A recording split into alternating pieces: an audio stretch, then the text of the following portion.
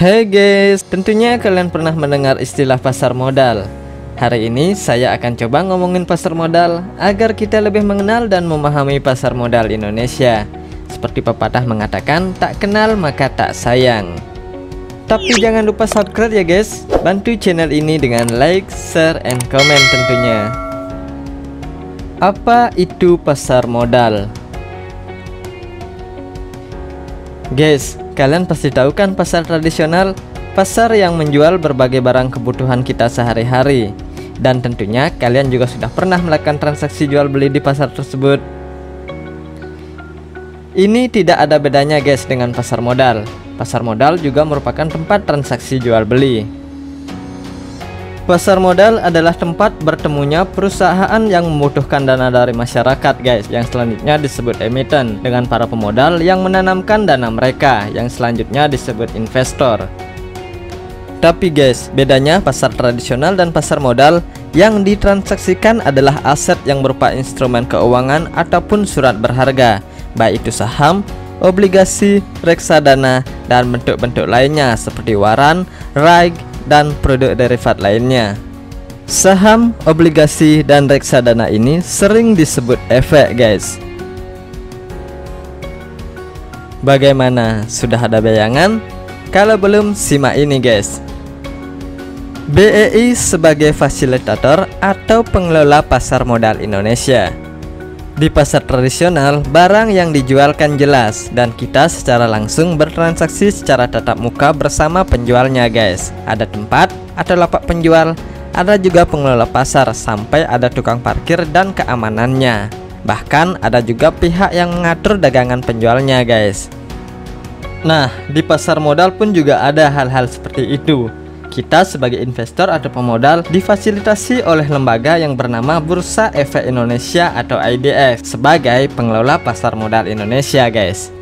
Seperti yang sudah saya jelaskan pada video ini guys, bahwa kita tidak bisa melakukan transaksi secara langsung di Bursa Efek Indonesia karena ada yang namanya broker atau perusahaan sekuritas yang menjadi perantara perdagangan efek kita guys.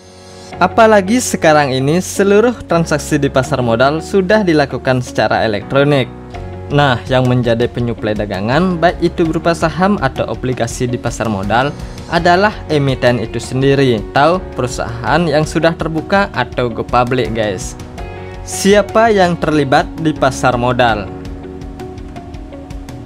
Setelah transaksi di bursa selesai, proses selanjutnya adalah diteruskan KPEI atau Clearing Penjaminan Efek Indonesia yang bertugas menjalankan kegiatan clearing dan penjaminan penyelesaian transaksi di bursa efek guys, guna memberikan kepastian hukum dan dipenuhinya hak serta kewajiban bagi anggota clearing atau investor yang timbul dari transaksi di bursa efek Indonesia guys.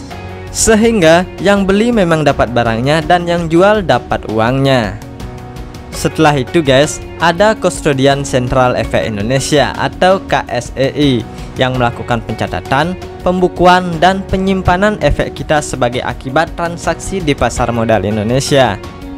Dan efek yang sudah kita beli bisa kita cek secara online melalui website akses.ksei.co.id. Sedangkan uang transaksi dari kita sebagai investor disimpan di bank yang ditunjuk KSEI guys. Tentu diingat ya guys, efek yang diperjualbelikan di Bursa Efek Indonesia dan yang disimpan di KSEI sekarang bentuknya sudah elektronik dan bisa diperjualbelikan kembali. KPEI, KSEI, dan IDX sebagai SRO di pasar modal Indonesia. Sebelum lebih lanjut, jadi bagaimana guys? Paham kan pihak-pihak yang terlibat dalam perdagangan efek di Bursa Efek Indonesia, selain kita yang berperan sebagai pelaku atau investornya.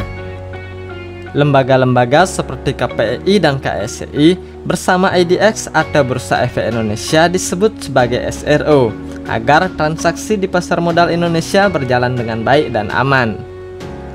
Seluruh kegiatan transaksi atau perdagangan di Bursa Efek Indonesia juga diawasi oleh Otoritas Jasa Keuangan atau OJK guys. Gimana guys, menarik kan? Jadi semua kegiatan investasi kita akan aman dan nyaman tentunya. SIPF sebagai pelindung dana atau aset pemodal. Nah guys, ada satu lembaga lagi yang bertugas melindungi aset kita sebagai investor ketika ada kerugian akibat kecurangan ataupun penyalahgunaan di pasar modal.